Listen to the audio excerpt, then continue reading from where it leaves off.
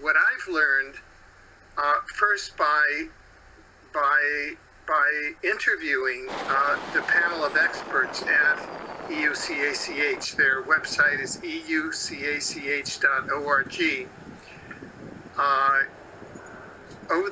Starting about 3 months ago, is that there's a new advanced technology of scalar, a new advanced scalar technology employing quantum computers, a quantum cloud, a super grid of over 1,000 grids that is connected to HARP, and that is carrying out global mind control as follows. For example, we all see chemtrails over many cities throughout the world. I know that the last time that I was in Amsterdam, I saw chemtrails over Amsterdam. Here over Vancouver, chemtrails. Over many cities, chemtrails.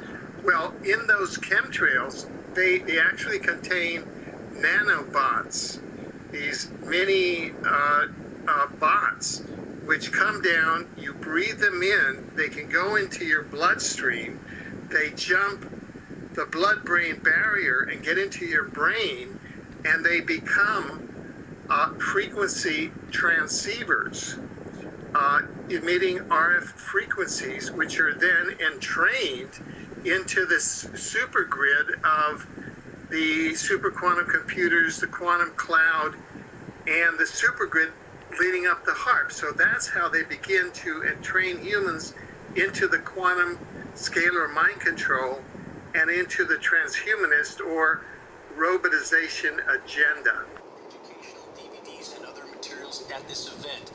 Climate engineering is nothing short of weather warfare, and due to the highly toxic materials the climate engineers are spraying into our skies and skies all over the globe, climate engineering must also be considered biological warfare. We're talking about materials like aluminum, barium, strontium. Who gave the government and other governments the right to play God with Earth's weather and climate systems? Who gave them the right? Our apathy gives them the right. When we sit on the bench and do nothing while this is going on above our heads. Same is true with the vaccination cataclysm that's occurring, because no one wants to stand out from the herd and say, no, this is wrong, it's enough. We have enough data now to prove what's happening is causing immense harm. It's time for us all to stand up and make our voices heard.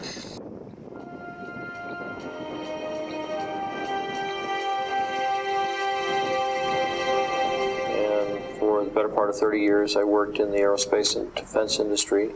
Had a secret clearance twice during my career.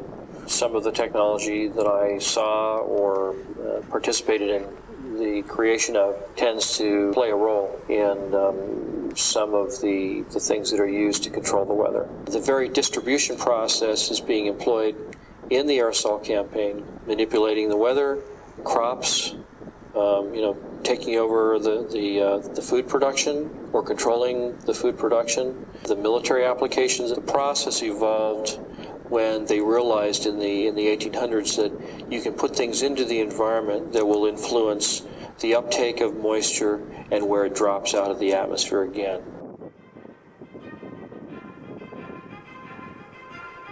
International corporations are modifying our weather all the time, and they're modifying it in ways that cover thousands and thousands of square miles. Programs are impacting microclimates needed for our crops to survive and needed for pollination. The other issue is that a lot of times we're talking about mitigation for climate change.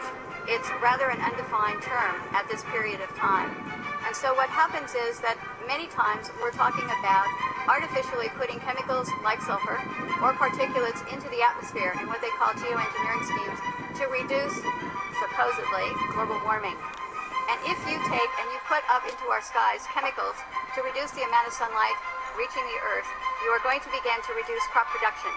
Without the process of photosynthesis, whereby plants from direct sunlight gain the energy to grow, to produce crops, we are going to find ourselves, if we mitigate in that direction, impacting the crop production not only here in the United States, but worldwide. What you're seeing now, a lot of times, many scientists know, especially at NASA and in other areas, that the skies that we're seeing are not normal cloud formations. These are man-made. In California, the State Department of Health drinking water tests were examined between 1970 and this year, and we found unusual spiking in barium, aluminum, strontium, manganese.